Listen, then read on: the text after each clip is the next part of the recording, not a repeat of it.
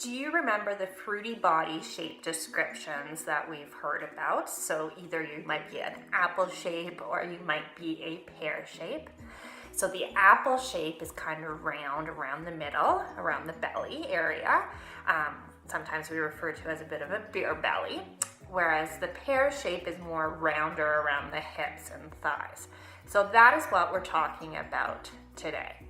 Now, do you know which shape is associated with a higher risk of sleep apnea, blood sugar issues such as insulin resistance and diabetes, and heart issues such as high blood pressure, blood fat, and arterial diseases? Yep, it's that apple shape. And the reason is, it's not because of the under the skin fat that we typically refer to as a muffin top. The health risk is actually due to the fat inside the abdomen covering the liver, the intestines, and the other organs that are there. So it's this internal fat that's called the visceral fat that's the problem. And the reason the visceral fat can be a health issue is because it releases fatty acids, inflammatory compounds, and hormones that can negatively affect your blood fats, blood sugars, and blood pressures. And yep, it's that apple-shaped people that tend to have a lot more of this hidden visceral fat than the pear-shaped people do. So now you might understand why it is important to understand where your fat is on your body.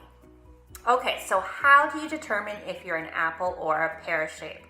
Well, it's actually pretty simple, and it's something you can do right at home. All you need is a measuring tape, and you want to measure your waist circumference.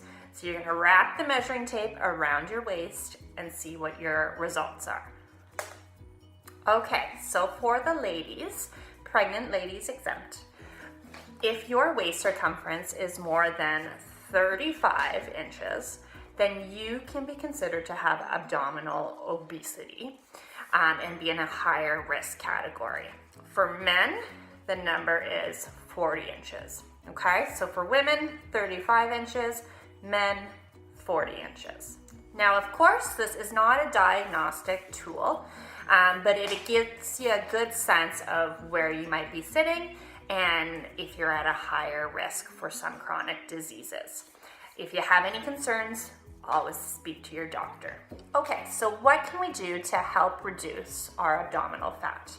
There are nutritional interventions that can come into play, and also physical interventions. So we want to get up, we want to move more, you want to exercise, lift some weights, do some aerobic exercise, take the stairs when you're at work, do as much as you can to get your body moving as much as possible. Stress is a huge one as well. Elevated stress hormones, so cortisol, have been shown to actually increase our appetite. So if you notice, when you are tired, you tend to crave more food, eat more, but it also drives abdominal fat. So if you're super stressed out, you need to work on stress reduction strategies.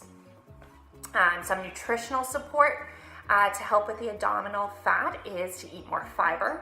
So some fiber-rich foods are things like berries, avocado, flaxseed, Brussels sprouts, and then you also want to eat more protein with your meals throughout the day because that's going to help you feel full longer. So those could be your meats if you're a meat eater, fish, or different legumes and grains or veggies as well. We also want to lower our sugar. Yeah, not so many sweets anymore. Cut back on that sugar and the artificial sugars. Those that don't really come into play any better than regular sugar. And ditch the processed foods. So be sure to check out my written blog that goes along with this post because there's a great recipe for a Brussels sprout dish that I love.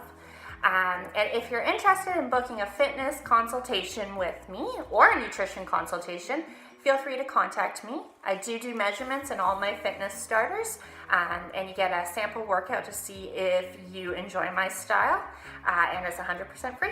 So reach out to me today. Talk to you soon.